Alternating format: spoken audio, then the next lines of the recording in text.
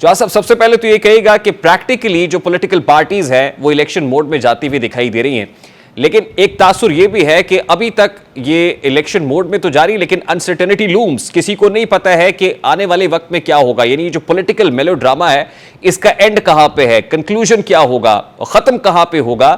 اب کیا آپ کو اندازہ ہے، کیا آپ کو پکچر دیکھ رہے ہیں کہ آنے والے دنوں میں کیا ہونے جا رہا ہے؟ بسم اللہ الرحمن الرحیم. دیکھیں، انسرٹینٹی کوئی نہیں ہے. اپنی مدت پہ جناب اسمبلیاں ختم ہو جائیں گی اور وہ آپ کی 13 تاریخ لاسٹ ڈیٹ ہے. اس سے 2 دن پہلے ختم یا 1 دن پہلے ختم یا 3 دن پہلے ختم ہوگی تو 90 دن کے اندر الیکشن ہوگا.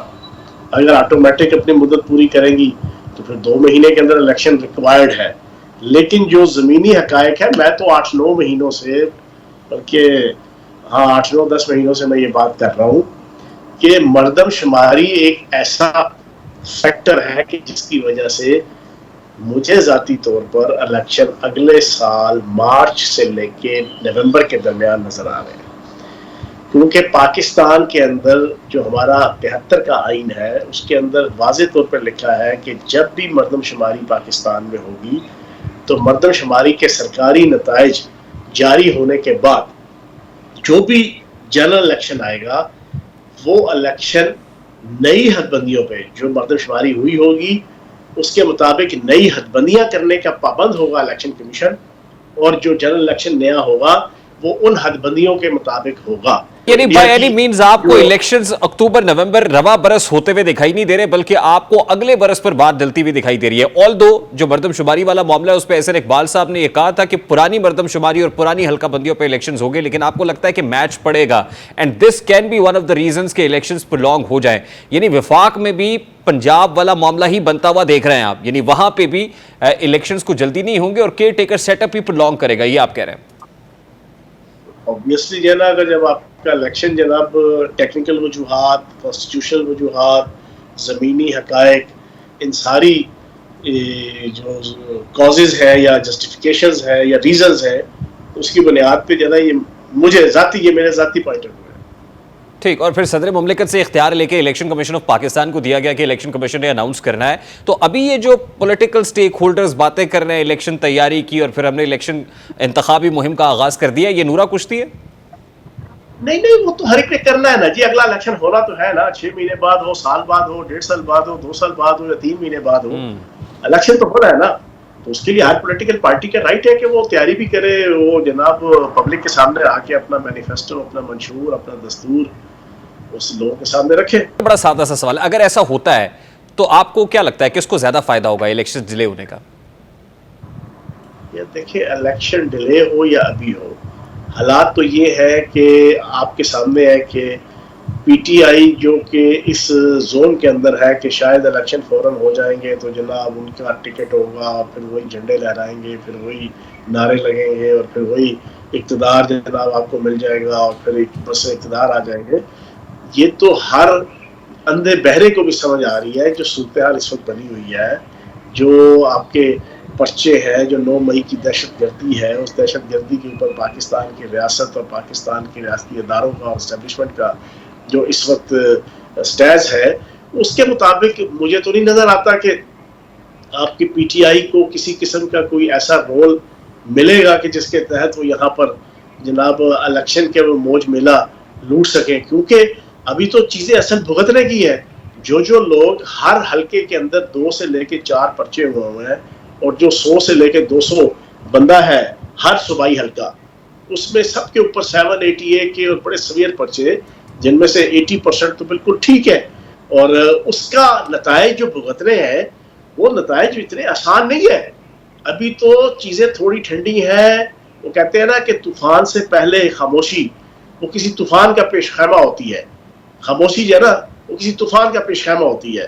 ابھی بڑے ہی slow and steady paper work, file work complete ہو رہا ہے. پی ٹی آئی کے چیئرمین سے لے کے وہ تمام 100، 150، 200 افراد، دہشت گردی کے مقدمات، 780 کے مقدمات، پھر اس کے بعد ملٹری کورٹس، اس کے اوپر پراپر ہاتھ، اور پھر پی ٹی آئی کے چیئرمین کے جو رائٹ اور لیفٹ انتہائی امپورٹنٹ شخصیات ہیں وہ تقریباً اکثر وعدہ ماہ گواہ بن چکی ہے، جن کے ذریعے سے ساری چیزیں توشہ خانہ سے لے کے آپ کا جناب القادر ٹرسٹ سے لے کے پھر پنجاب کے معاملات، پنجاب کی پوسٹنگ ٹرانسفر، پنجاب کے اندر کرپشن کا جو بازار گرم تھا، اس کے حوالے سے بڑے اہم لوگ وعدہ معاف گواہ بن چکے ہیں.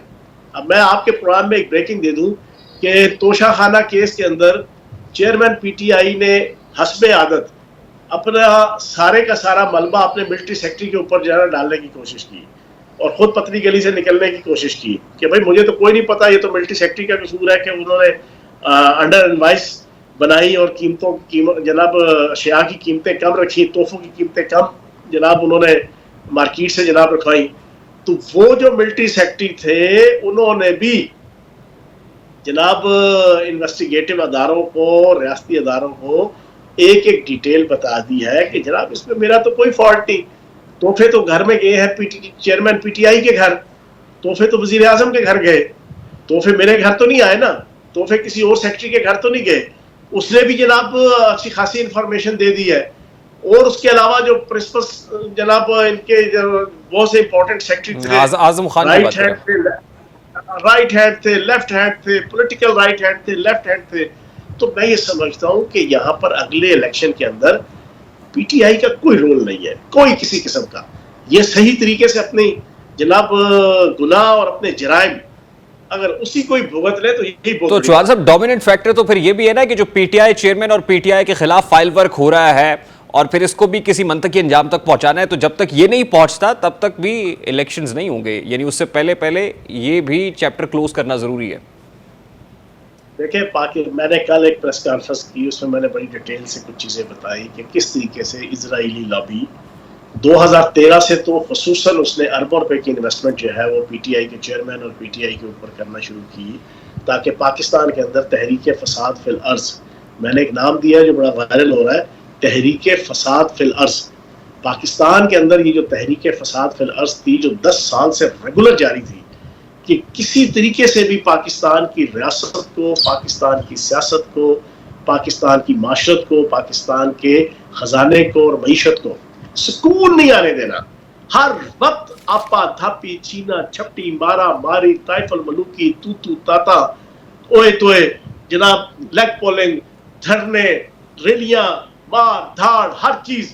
اور پھر وہ اینڈ پہ آ کے آخری 1.5 سال جس میں بڑے ہی، اب یہ جو آپ کہتے ہیں نا کہ سائفر والا، اب سائفر والا بھی وعدہ معاف گواہ آنے لگا ہے جو بتائے گا کہ یار وہ سائفر کا پورا جو تھا جس میں میرے جیسا بندہ جس نے آنسو بہا کے پچھلے سال مارچ میں پارٹی چیئرمین کو کہا تھا یار دنیا ادھر ادھر ہو جائے، اگر آپ کے خلاف امریکہ سازش کر رہا ہے تو جناب فیاض چوہان آپ کے ساتھ کھڑا ہے. اور ایگزیکٹ اس سے 2 دن پہلے مجھے جناب 20-25 کروڑ روپے کی آفر ہوئی تھی کہ جناب آپ جناب ہمارے ساتھ ہو، آپ کے ساتھ ہمیشہ زیادتی ہوتی رہی ہے، آپ کو بڑا ذیل و خوار کر کے ہمیشہ منسٹری سے اتارا جاتا تھا، فلاں فلاں فلاں. پھر اور بہت سی چیزیں تھی جو لوگوں کو پتا تھی کہ جو میرے ساتھ زیادتیاں ہو رہی تھی.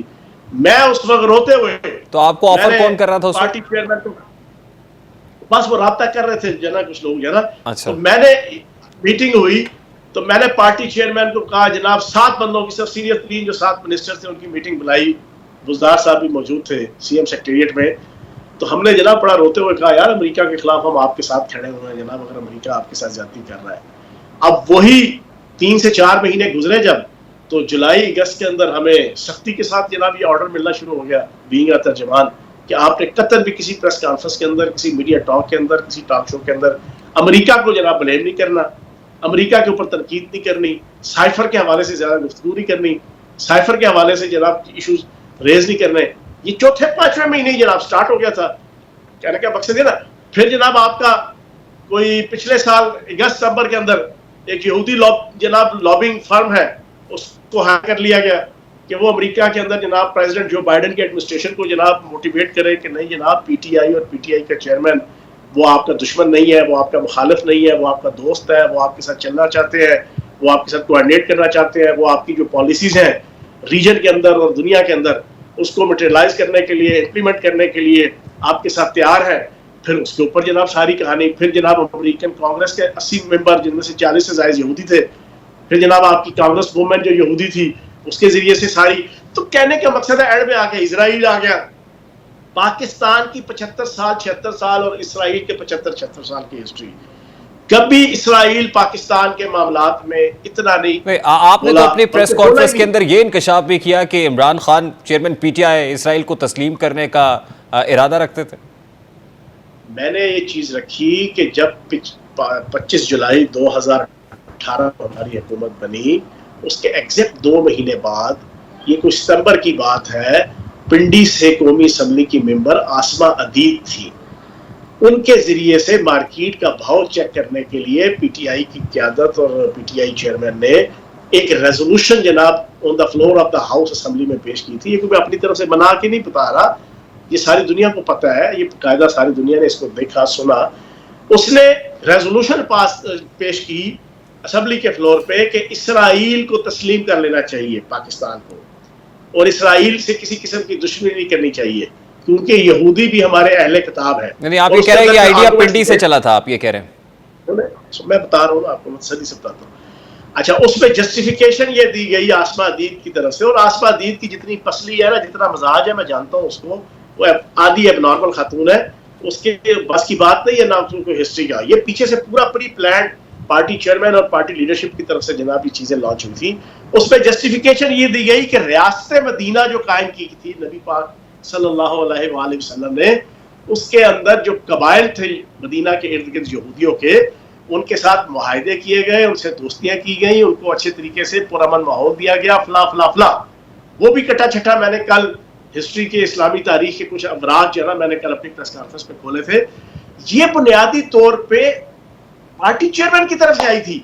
اگر اتنا، کتنی بڑی وائلیشن ہے، پاکستان کی 24.5 کروڑ عوام کے دلوں کو چیر کے رکھ دیا گیا، لیکن اس کے اوپر کیا کوئی تادیبی کارروائی ہوئی؟ اس رکن قومی اسمبلی کے والے سے اسے کوئی ریزائن لیا گیا؟ کیا اس کو اسمبلی کی رکنیت سے فارغ چوہان صاحب، یہ راز بھی آپ پہ آج منکشف ہو رہے ہیں یا اس وقت بھی منکشف ہو چکے تھے؟ سر یہ چیزیں ساری دیکھتے چلے آ رہے تھے نا جی، آہستہ آہستہ آہستہ آہستہ ہر چیز جگہ دیکھتے. اب دیکھ رہا اسرائیل جب کھل کے بولا ہے تو ہر وہ پاکستانی جس کا ایز اے مسلمان دل دھڑکتا ہے، ایز اے انسان دل دھڑکتا ہے، کیونکہ فلسطینیوں کے اوپر ظلم اور امت مسلمہ کے اوپر ظلم، اور پاکستان انڈیا کی آنکھوں میں اتنا نہیں کھٹکتا جتنا اسرائیل کی آنکھوں میں کھٹکتا ہے. پاکستان کا ایٹمی پروگرام انڈیا کو اتنا نہیں تڑپاتا جتنا اسرائیل کو تڑپاتا ہے.